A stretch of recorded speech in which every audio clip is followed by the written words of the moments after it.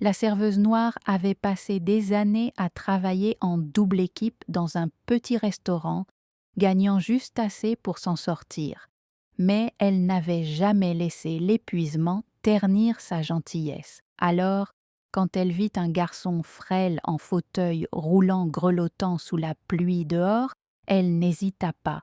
Elle l'amena à l'intérieur, lui donna à manger et le fit se sentir en sécurité de l'autre côté de la rue. Un milliardaire surveillait chacun de leurs mouvements. Ce milliardaire était le père du garçon, et son simple acte de gentillesse était sur le point d'ouvrir des portes qu'elle n'aurait jamais imaginées possibles. La pluie tombait sans relâche. Des draps tambourinaient sur le trottoir de Lexington Avenue, transformant le sol fissuré en un désordre glissant et inégal. Les lampadaires faisaient scintiller leurs faibles lueurs, illuminant à peine les bâtiments délabrés qui bordaient la rue. Il était tard, après 23 heures, et le restaurant était censé fermer. Mais Serena Carter n'avait jamais été du genre à refuser quelqu'un, ni quand il avait besoin d'aide, ni quand le monde en avait déjà fait assez pour le faire tomber. Elle était au comptoir, sa peau châtain humide de sueur après un service épuisant de 12 heures, quand elle remarqua la petite silhouette à l'extérieur. Un garçon penché dans un fauteuil roulant cabossé, ses cheveux noirs plaqués sur son front, un manteau en lambeaux le protégeant à peine du froid. Il était assis juste derrière l'enseigne au néon du restaurant Lexington, les mains agrippées à une couverture effilochée qui ne faisait rien contre le froid. Serena fronça les sourcils, posa son chiffon et poussa la porte du restaurant, frissonnant sous le vent. « Hé, hé, chérie !» appela-t-elle doucement, accroupie à côté de lui. « Que fais-tu ici, tout seul ?» Le garçon tressaillit d'abord, puis leva les yeux, ses yeux bleus écarquillés, incertains, cherchants. « J'attends mon père », marmonna-t-il, sa voix à peine audible par-dessus la pluie. Serena jeta un coup d'œil dans la rue. Personne, juste la faible lueur d'un panneau « Cash for Gold », d'un prêteur sur gage vacillant de l'autre côté de la route, le bruit des pneus sifflant sur l'asphalte mouillé. « Où est-il » pressa-t-elle, l'inquiétude s'insinuant dans sa voix. Le garçon haussa les épaules, resserrant la couverture autour de lui. Serena expira en se mordant la lèvre. Elle avait vu trop de nuits comme celle-ci, trop d'enfants attendant quelqu'un qui ne viendrait pas. « Eh bien, tu ne peux pas rester ici, pas dans ce pétrin. » Elle lui offrit un sourire chaleureux. « Viens avec moi, d'accord ? Il fait chaud et j'ai quelque chose de spécial pour toi. » Le garçon hésita une seconde, puis hocha lentement la tête. Serena attrapa doucement les poignées du fauteuil roulant et le poussa à l'intérieur de la salle à manger. La chaleur les frappa immédiatement, l'odeur de pain grillé, beurré et de café brûlé les enveloppant comme une couverture. Elle le conduisit à une cabine près du radiateur, drapant une serviette fraîche sur ses épaules avant de s'accroupir pour croiser son regard. « Je suis Serena », dit-elle en affichant un autre sourire. « Comment t'appelles-tu, mon cœur ?» Le garçon renifla, ses doigts s'enroulant autour du bord de la couverture. « Daniel !» Serena hocha la tête d'un air approbateur. « C'est un nom fort. Tu as faim ?»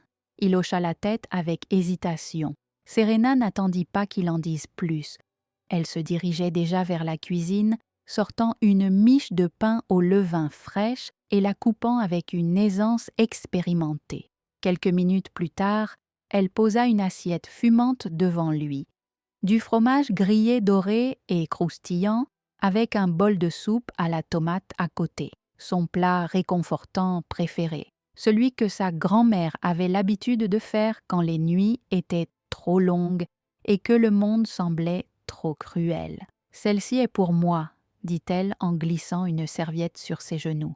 Daniel souffla, les yeux écarquillés en prenant sa première bouchée, le fromage s'étirant en longues ficelles gluantes. « C'est la meilleure chose que j'ai jamais eue », murmura-t-il, sa voix mêlée de quelque chose proche de l'émerveillement. Serena rit en le regardant dévorer le sandwich. « La bonne nourriture rend tout meilleur », dit-elle légèrement. Mais à l'intérieur, elle ressentait une douleur familière, celle qui survenait lorsqu'elle voyait quelqu'un de si jeune, si petit, déjà portant le poids du monde. Ce qu'elle ne savait pas, c'est que quelqu'un regardait de l'autre côté de la rue. Une élégante Bentley noire était inactive dans l'ombre, ses vitres teintées reflétant la lueur néon du restaurant. À l'intérieur, Raymond Holt était assis en silence, ses yeux gris perçants fixés sur la scène qui se déroulait devant lui. À 46 ans, Raymond était un homme qui avait bâti son empire sur le contrôle. La précision, l'impitoyabilité de Holt Dynamics étaient le cœur battant de l'industrie technologique de Baltimore, une machine à milliards de dollars qui fonctionnait sur l'efficacité et non sur le sentimentalisme. Raymond, son PDG, avait passé des années à s'assurer que rien, aucune personne, aucune émotion, aucune faiblesse, ne pouvait interférer avec cela. Et pourtant, il était là, regardant, écoutant, pensant que Daniel était son fils et que cette femme, cette serveuse noire avec un tablier bon marché dans un restaurant délabré, nourrissait son fils gratuitement. La mâchoire de Raymond se serra. Il avait été retardé par un appel d'urgence avec ses investisseurs au Japon et avait dit à Daniel d'attendre au restaurant pendant quelques minutes. Il ne s'attendait pas à ça. Il attrapa son téléphone et composa rapidement le numéro de Nora. Il dit, lorsque son assistante décrocha, « Descendez au Lexington Diner. Pas de costume, pas de talons. J'ai besoin de vous dans 20 minutes. » Il y eut une pause. « Monsieur ?» La prise de Raymond sur le téléphone se resserra. « Renseignez-vous sur la femme qui vient de nourrir mon fils. » Puis il raccrocha. À l'intérieur du restaurant, Daniel riait pour la première fois de la nuit, balançant ses jambes sous la table, des taches de soupe sur le menton. Serena l'essuya avec une serviette en secouant la tête. « Mangeur en désordre, hein ?» De l'autre côté de la rue, Raymond regarda. Son expression était indéchiffrable, son esprit travaillait déjà, calculait déjà, car il ne croyait pas à la gentillesse. Il croyait aux dettes, et qu'elle s'en rende compte ou non, Serena Carter venait de le mettre dans la sienne. Serena s'essuya les mains sur son tablier en jetant un coup d'œil vers la fenêtre du restaurant, tandis que la pluie continuait de tomber, filant sur la vitre en traînées inégales. Daniel finissait la dernière bouchée de son sandwich. Ses doigts étaient chauds maintenant, ne tremblaient plus. Son visage avait perdu cette tension lasse, ce regard sur la défensive que les enfants ne devraient pas avoir à porter. Elle ressentit une petite bouffée de satisfaction. Encore une personne, encore un moment de gentillesse, cela lui suffisait. Puis, la porte s'ouvrit. L'air froid entra en premier, suivi d'une femme en jean et sweat à capuche, cheveux blonds cachés sous une casquette délavée. Elle n'était pas à sa place dans le restaurant, non pas à cause de ce qu'elle portait, mais à cause de sa façon de se tenir, aiguë, calculée, évaluant tout d'un seul coup d'œil.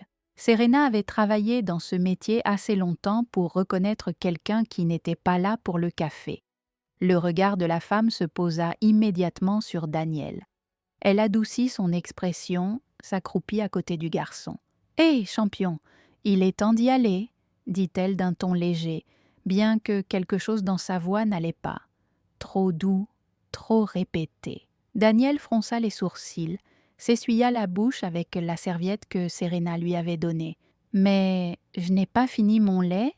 La femme, Nora, bien que Serena ne connaisse pas encore son nom, pencha la tête avec un sourire exercé. « Tu peux l'emporter avec toi. Ta voiture t'attend. » L'instinct de Serena s'enflamma. Elle avait vu trop de gens écartés, effacés, partis sans réfléchir. Trop de moments où quelqu'un comme elle n'était pas censé poser de questions. Mais elle le faisait toujours. Elle croisa les bras, étudiant la femme attentivement. « Tu le connais ?» Le sourire de la femme ne faiblit pas, mais sa posture changea. Un léger resserrement des épaules, la plus légère lueur d'hésitation. « Ouais, » dit-elle doucement, « je suis sa tante. » Serena ne s'ila pas. Elle se tourna vers Daniel. « C'est vrai, chérie ?»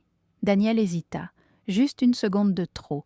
La mâchoire de Nora se serra. Serena avait grandi dans un monde où l'hésitation pouvait tout signifier. Elle savait à quoi ressemblait la peur, ce que le pouvoir pouvait faire quand il bougeait en silence. Elle savait aussi que cette femme n'était pas la tante de Daniel. Elle s'accroupit à côté de lui, croisa son regard incertain. « Tu es un bon bébé ?» dit-elle d'une voix plus douce maintenant, comme un bouclier. « Tu veux partir avec elle ?» Daniel regarda entre elles, ses doigts serrant la serviette, les petites jointures devenant blanches. « C'est pour mon père. Je suppose que je dois le faire, » marmonna-t-il. Serena ne bougea pas. Son ventre lui hurlait de pousser plus loin, d'exiger plus, de s'assurer que ce gamin était vraiment en sécurité. Mais elle était déjà venue ici.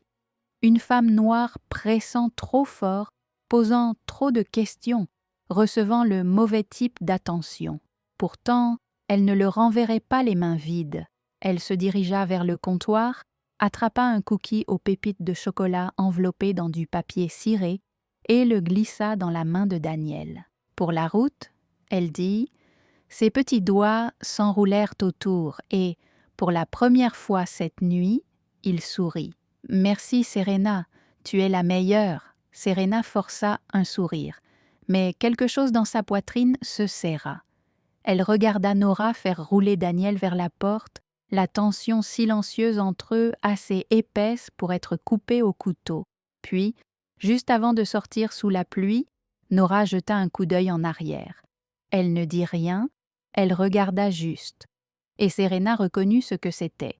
Un avertissement. De l'autre côté de la rue, les phares de la Bentley clignotèrent alors que Nora s'approchait de l'arrière. La porte s'ouvrit avant qu'elle ne puisse frapper, et Raymond sortit, sa large silhouette encadrée par la lueur du néon du restaurant.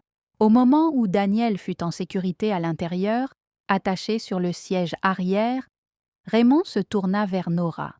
Nora expira en repoussant sa capuche. Elle était futée. Elle admit ne pas avoir cru à l'histoire de sa tante. Elle m'a presque interpellée. L'expression de Raymond ne changea pas, mais elle le laissa partir. Elle n'avait pas le choix. Nora dit d'un ton appuyé, « Tu sais ce que c'est qu'une femme noire qui fait une scène ? C'est elle qui aurait eu des ennuis, pas moi. » La mâchoire de Raymond se contracta, mais il ne dit rien. Nora croisa les bras. Elle n'est pas comme les autres. Raymond le savait déjà. Il l'avait vue à ce moment-là. Serena entra sous la pluie sans hésitation. La façon dont elle avait parlé à Daniel était comme s'il comptait, pas comme s'il était un inconvénient. Il avait vu des gens se plier, flatter, manipuler pour son argent, mais elle ne savait même pas que c'était son fils. Et elle avait aidé quand même, ce qui la rendait dangereuse. Il ouvrit la portière de la voiture en la glissant à l'intérieur. Sa voix était basse. « Je veux tout sur son nom, son adresse, son passé. » Il attacha sa ceinture, regardant droit devant. « Je le veux sur mon bureau demain matin. » Nora hésita un instant, trop longtemps. « Monsieur, demain matin. » Elle expira, puis hocha la tête. Elle comprit. La Bentley s'éloigna du trottoir. Le restaurant rétrécissait dans le rétroviseur, mais Raymond ne pensait ni aux lumières de la ville, ni au trafic devant lui. Il pensait à Serena Carter et à la dette qu'il lui devait. Serena rentra péniblement chez elle ce soir-là, ses baskets trempées par la pluie, le froid s'installant profondément dans ses os. Les maigres pourboires du restaurant pesaient légèrement dans sa poche, à peine assez pour couvrir le loyer, sans parler des courses, mais le souvenir du sourire de Daniel lui restait. Quelque chose dans cette rencontre la brûlait, ce malaise qui rampait sous sa peau. Elle l'avait déjà vu avant. Ce sourire forcé et poli sur le visage de la femme, la façon dont Daniel hésita avant de répondre. Ce n'était pas n'importe quel inconnu qui prenait un enfant. C'était quelqu'un qui savait exactement ce qu'il faisait. Elle monta les escaliers jusqu'à son appartement d'une chambre sur West Fayette Street, où le chauffage fonctionnait à peine, et les murs étaient assez fins pour entendre ses voisins bavarder ou regarder la télévision à Bridersdown, au 2e. Elle ferma la porte derrière elle, s'appuya contre et se passa une main sur le visage. Elle avait appris il y a longtemps à ne pas s'impliquer dans des choses qui ne la regardaient pas. Mais c'était différent, c'était mal. Avant qu'elle ne puisse se débarrasser de ce sentiment, on frappa à la porte. Serena se raidit. Personne ne passait à cette heure-ci. Elle regarda à travers la porte et son estomac se retourna. Un homme se tenait de l'autre côté, grand, large d'épaules, vêtu d'un manteau noir coûteux qui semblait valoir plus cher que tout son loyer. Son visage était dur. Ses yeux gris étaient froids et scrutateurs, comme s'il l'avait déjà démonté dans son esprit avant même qu'elle n'ouvre la porte. Elle ne l'ouvrit pas. « Qui est-ce » Une pause, puis une voix grave, contrôlée, trop contrôlée. « Raymond Holt. » Ce nom ne lui disait rien. « Que veux-tu » demanda-t-elle, gardant la main sur la serrure. Une autre pause. « Pour parler. » Les tripes de Serena hurlaient. « Non, non !» Mais la curiosité l'emporta lentement. Elle déverrouilla la porte et l'ouvrit juste assez pour voir clairement son visage. Il n'avait pas sa place dans ce bâtiment, dans cette partie de la ville, dans son monde. « Je ne te connais pas, » dit-elle d'un ton neutre. Son expression ne changea pas. « Non, mais tu sais qui est mon fils. » Le pouls de Serena s'accéléra. Elle l'étudia attentivement maintenant.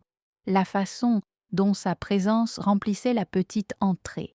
La façon dont son manteau était encore humide de la pluie, mais ses chaussures étaient impeccables. C'était le pouvoir de l'argent, le genre qui pouvait briser les gens sans jamais lever la main. Une main, sa prise se resserra sur le cadre de la porte. « Daniel, » dit-elle lentement, « tu es son père. » Son hochement de tête était à peine perceptible. « J'étais de l'autre côté de la rue la nuit dernière. » Le froid qui s'était installé rendait ses os douloureux, aigus. « Tu regardais. »« J'étais. » Serena expira par le nez. « Alors quoi? Tu es ici pour te plaindre que j'ai nourri ton enfant? » « Non. » Le regard de Raymond cligna, illisible. « Je suis ici parce que je ne crois pas à la charité, mais je crois au paiement des dettes. » Et puis, sans attendre sa réponse, il sortit une enveloppe de son manteau et la posa sur sa table de cuisine branlante.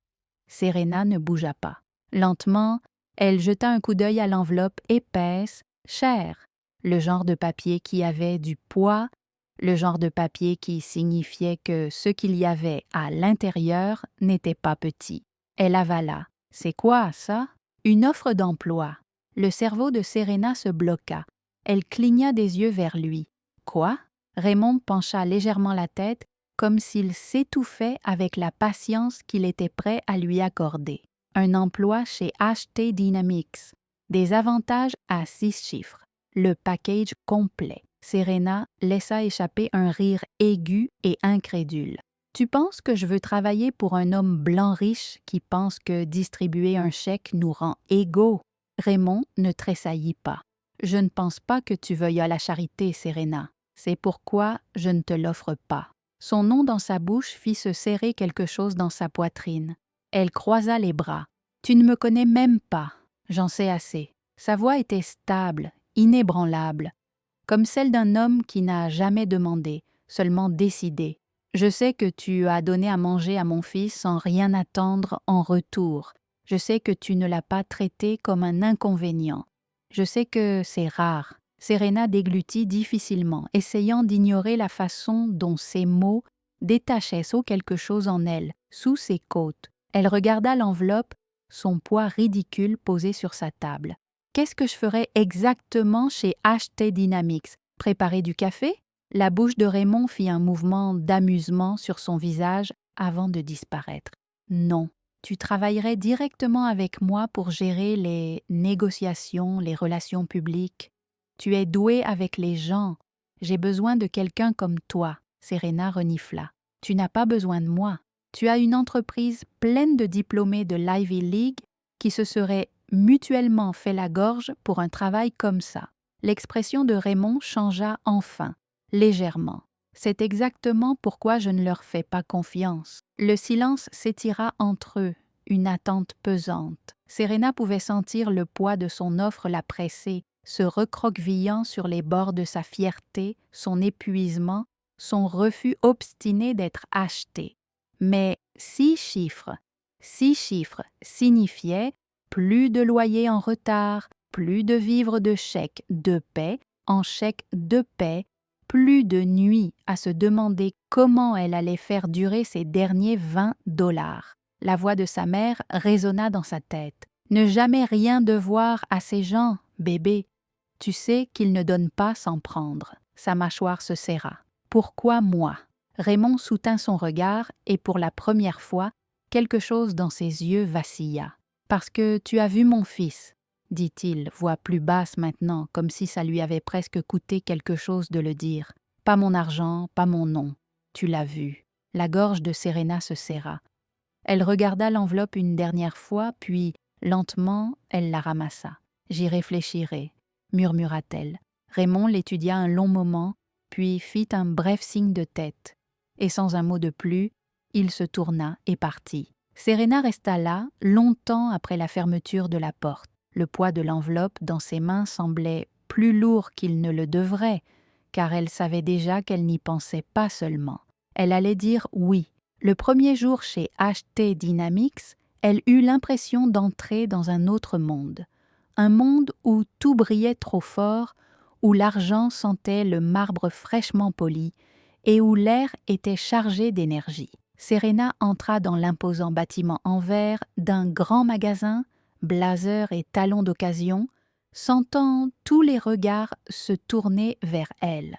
En traversant le hall, ce n'était pas le genre d'attention à laquelle elle était habituée. Ce n'était pas de la curiosité, c'était un jugement, un calcul, une évaluation. Elle garda la tête haute, les épaules carrées. Elle avait travaillé dans des endroits où les gens la sous-estimaient avant qu'elle ne leur montre qu'elle savait tenir bon. Raymond l'attendait dans son bureau, un vaste espace élégant avec des fenêtres du sol au plafond donnant sur la ville. Un bureau si impeccable qu'il ressemblait plus à une œuvre d'art qu'à un lieu réellement utilisé pour le travail. Il n'a pas levé les yeux quand elle est entrée. Il a juste fait un geste vers la chaise en face de lui. « Tu es en retard ?» Serena a haussé un sourcil, assise à côté de lui. 2 minutes. Raymond a finalement regardé, ses yeux gris perçants. « Ça fait 2 minutes que je ne reviens pas. » Serena a expiré en secouant la tête. Elle était à peine là depuis 5 secondes et il commençait déjà à la scruter. « Tu me veux ici ou pas ?» Elle se pencha en arrière pour l'étudier. Cela reste à voir. Avant qu'elle ne puisse riposter, la porte vitrée s'est ouverte et Nora est entrée, une tablette à la main. Son expression était indéchiffrable. Serena n'a pas manqué la façon dont le regard de la femme l'a parcourue, comme si elle évaluait si elle avait sa place ici ou non. Alerte spoiler, elle avait déjà décidé qu'elle ne l'avait pas. « Carter », dit doucement Nora. « Bienvenue chez Holt Dynamics. » Serena a rencontré son regard, la tête penchée, un sourire lent retroussant ses lèvres. « Oh, nous faisons les noms de famille. C'est bon de te revoir, Mrs. Winters. » Quelque chose dans les yeux de Nora a clignoté, juste pendant 1 seconde avant qu'elle ne reporte son attention sur Raymond. « J'ai préparé les rapports pour les négociations à venir avec le groupe Orion, » dit-elle en lui remettant la tablette, jetant à peine un autre coup d'œil à Serena. « Veux-tu que je la briefe sur les protocoles de l'entreprise ?»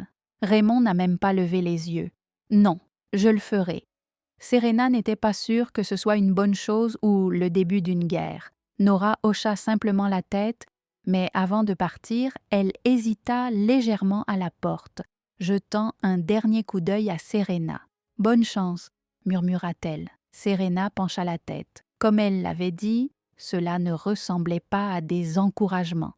Cela ressemblait à un avertissement. Elle n'avait pas eu beaucoup de temps pour y réfléchir avant que Raymond ne se plonge déjà dans le travail. Pas de bavardage, pas d'installation. Il sortit un dossier et le fit glisser sur la table. Le groupe Orion dit qu'il veut faire passer un contrat qui réduirait les coûts de main-d'œuvre en externalisant des emplois à l'étranger. Cela signifie des milliers de licenciements. Serena parcourut le dossier, son estomac se retourna. « Et tu veux que je fasse quoi pour les convaincre de ne pas le faire ?» Le regard de Raymond ne vacilla pas. « Je veux que tu fasses ce que tu fais de mieux. » Les gens de Hirt et Serena se rassit, croisant les bras. « Alors laisse-moi bien comprendre. Tu m'as fait venir parce que tu penses que je peux faire quoi? Que ces milliardaires développent une conscience? » Raymond ne sia pas. « Non. Je t'ai fait venir parce que je pense que tu comprends quelque chose, qu'ils ne comprennent pas. » Serena plissa les yeux. « Et qu'est-ce que c'est ?» Il se pencha légèrement en avant. « Que les gens qui n'ont rien à perdre se battent le plus fort. » Les mots la touchèrent au plus profond d'elle. Quelque chose de non dit mais vrai. Elle le fixa un long moment, puis expira en secouant la tête. « Tu sais que tu parles beaucoup par énigme pour quelqu'un qui dirige un empire technologique. » Pour la première fois, le coin de sa bouche se contracta. Presque un sourire, mais pas tout à fait. Et puis, juste comme ça, le moment passa. « La réunion est à midi, » dit-il en se levant. « Essaie de ne pas être en retard. » Serena leva les yeux au ciel, mais ne discuta pas. Elle avait un travail à faire. La salle de conférence était plus froide que le reste du bâtiment, tout en acier et en verre, comme si elle avait été conçue pour mettre les gens mal à l'aise.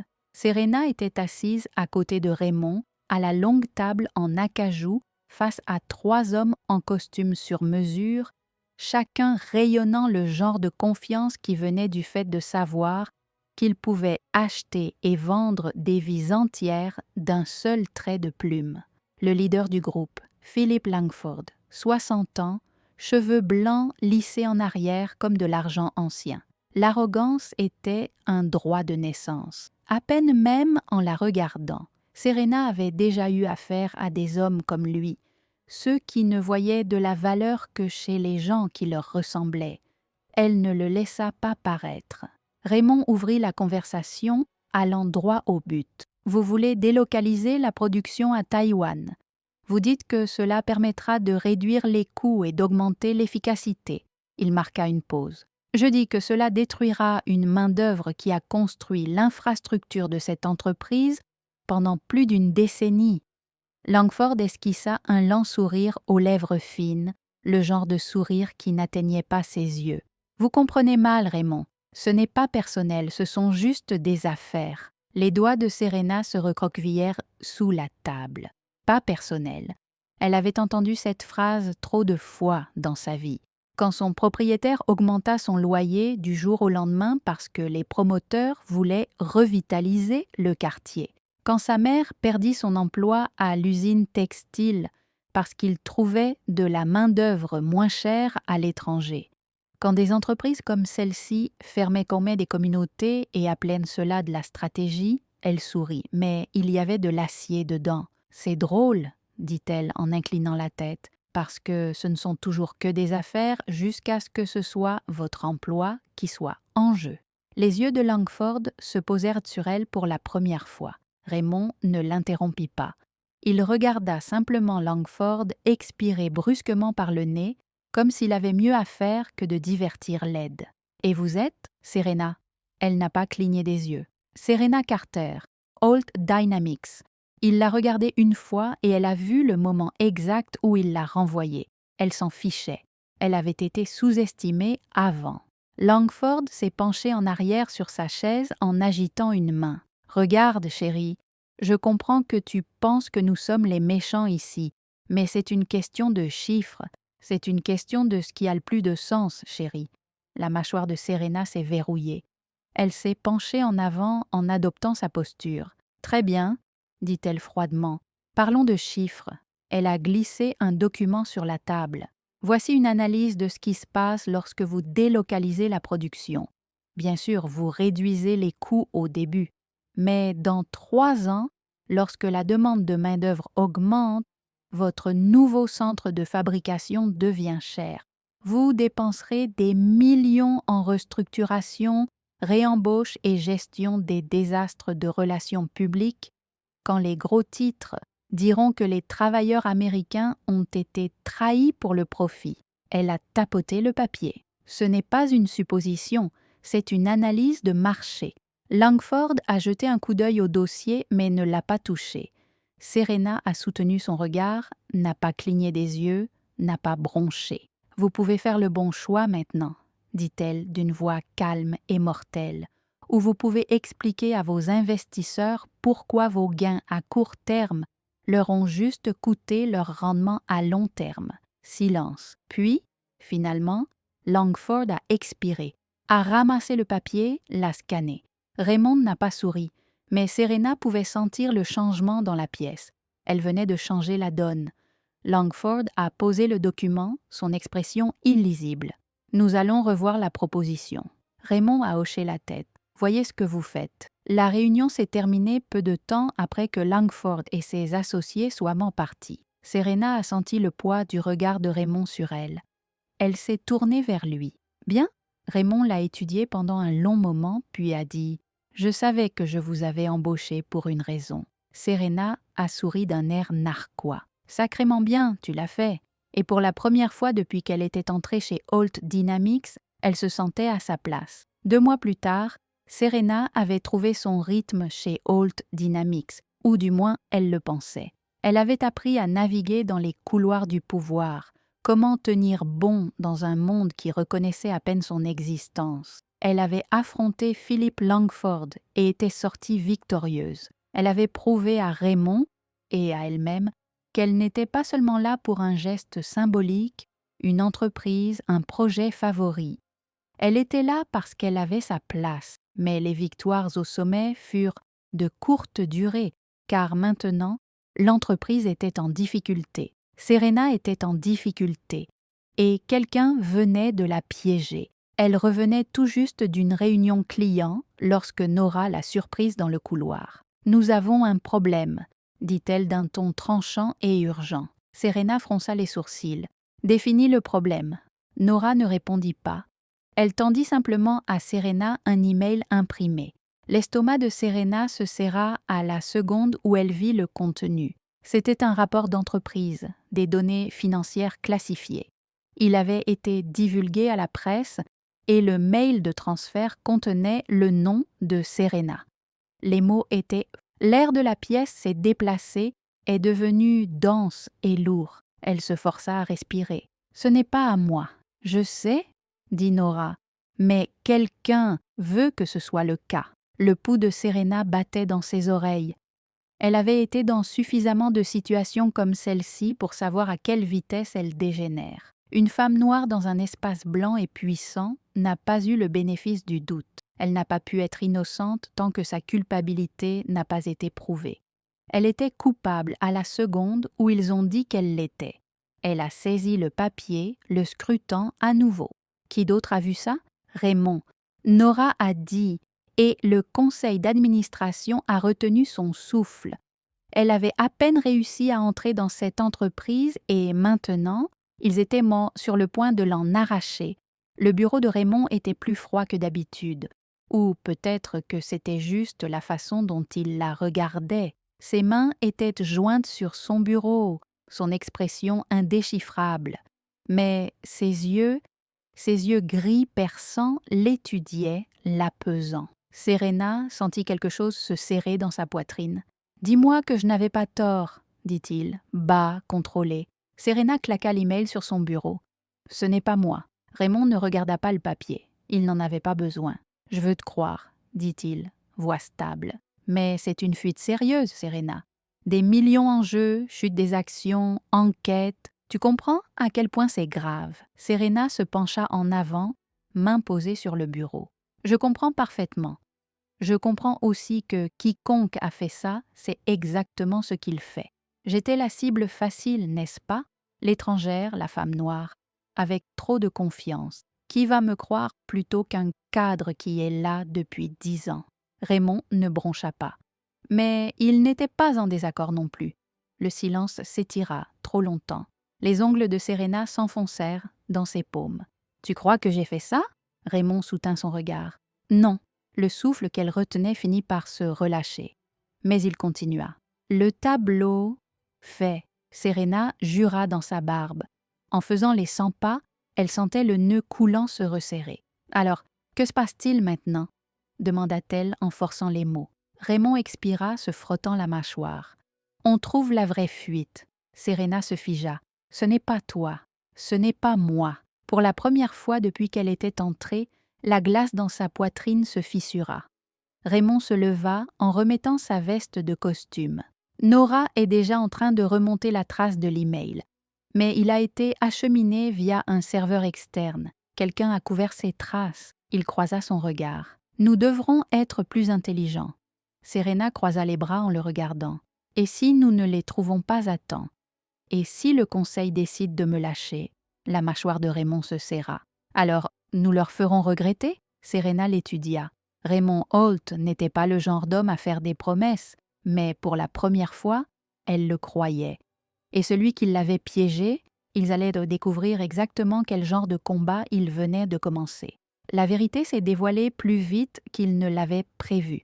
Serena et Nora ont travaillé toute la nuit à éplucher les journaux du serveur en traçant les miettes de pain numérique. Celui qui l'avait piégé avait été prudent, mais pas assez.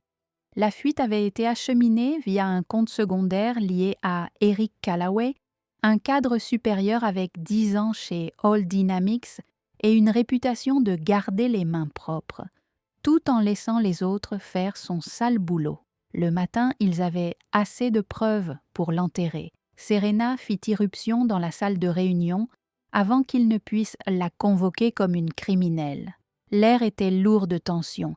Des dizaines d'hommes puissants et polis en costume sur mesure la fixaient comme si elle était déjà partie. Raymond était assis au bout de la table, indéchiffrable. « Mademoiselle Carter ?» dit l'un des membres du conseil, un homme plus âgé avec un sourire narquois aux lèvres fines, en faisant un geste vers le siège vide en face d'eux. « Je suppose que vous savez pourquoi vous êtes ici ?» Serena ne s'assit pas. Elle n'avait jamais prévu de le faire. « Oui, » dit-elle, voix ferme, « et je suppose que vous savez tous que vous êtes sur le point de faire une erreur très coûteuse. » Une lueur d'amusement traversa le visage de Raymond, mais il n'intervint pas. « Mademoiselle Carter, » commença le membre du conseil, mais elle l'interrompit. « J'étais une cible facile, n'est-ce pas ?» dit-elle en faisant les 100 pas. « La nouvelle recrue, l'outsider, celle sur qui on pouvait mettre ça et balayer sous le tapis. » Elle s'arrêta en plaçant un épais dossier sur la table. « Sauf que vous avez choisi la mauvaise. » Elle glissa le dossier vers eux. Le silence s'étira tandis qu'ils parcouraient les documents, leurs expressions passant du dédaigneux à quelque chose de plus proche de l'alarme. Eric Callaway était assis 2 sièges plus loin, son visage pâlissant à la seconde. « Ce sont des emails tracés, » continua Serena. « Virements bancaires, journaux d'appel avec des journalistes, tous liés à Callaway, pas à moi. » Elle croisa les bras. « Et avant que vous ne demandiez, oui, notre équipe juridique a déjà des copies. Et la presse aussi. Donc, si vous voulez parler de limitation des dégâts, je commencerai par là. » Un murmure parcourut la pièce. Callaway s'est levé d'un bond, sa voix un peu trop aiguë, trop désespérée. « C'est ridicule. » Elle bluffe. Serena se tourna vers Raymond, levant un sourcil. « Suis-je » Raymond a finalement parlé, sa voix aussi aiguë que du verre taillé. « Non, elle ne l'est pas. » Les mots ont retenti comme un coup. La bouche de Callaway se referma brusquement. Raymond se leva en ajustant ses boutons de manchette. Avec effet immédiat, Eric Callaway est licencié. Complètement. Une action en justice sera intentée. Il laissa le poids de ses mots se reposer avant de tourner son attention vers le reste de la salle. Et si quelqu'un d'autre dans cette entreprise pense pouvoir jouer au même jeu, que cela serve d'avertissement, le silence qui suivit fut absolu. Serena ne sourit pas, elle n'en avait pas besoin. Elle avait gagné. 2 semaines plus tard, elle se tenait à côté de Raymond à la remise des diplômes de Daniel. Le garçon lui sourit depuis son fauteuil roulant, tenant son diplôme comme si c'était le plus grand prix du monde. « Je t'avais dit que j'y arriverais, » dit-il, la poitrine bombée. Serena rit en lui ébouriffant les cheveux. Je n'en doutais pas une seconde. Raymond les regarda, son extérieur cool habituel plus doux d'une certaine manière. Tu as bien fait, Carter, dit-il. Elle eut un sourire narquois. C'est vrai que je l'ai fait. Daniel jeta un coup d'œil entre eux. Allez-vous vous faire un câlin ou quelque chose comme ça? Raymond soupira. Absolument pas. Serena leva les yeux au ciel. Mon Dieu, non. Daniel sourit. Juste pour la première fois depuis longtemps, Serena avait l'impression d'avoir construit quelque chose de réel, quelque chose qui comptait, et elle n'avait pas encore fini.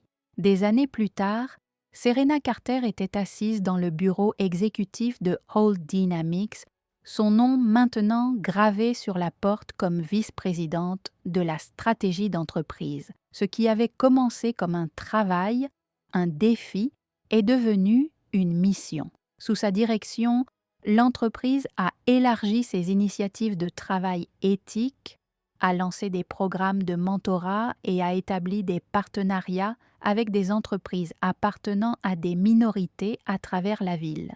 Un nouveau centre communautaire portait le nom Fondation Carter Holt, finançant l'éducation et les opportunités d'emploi pour les jeunes défavorisés.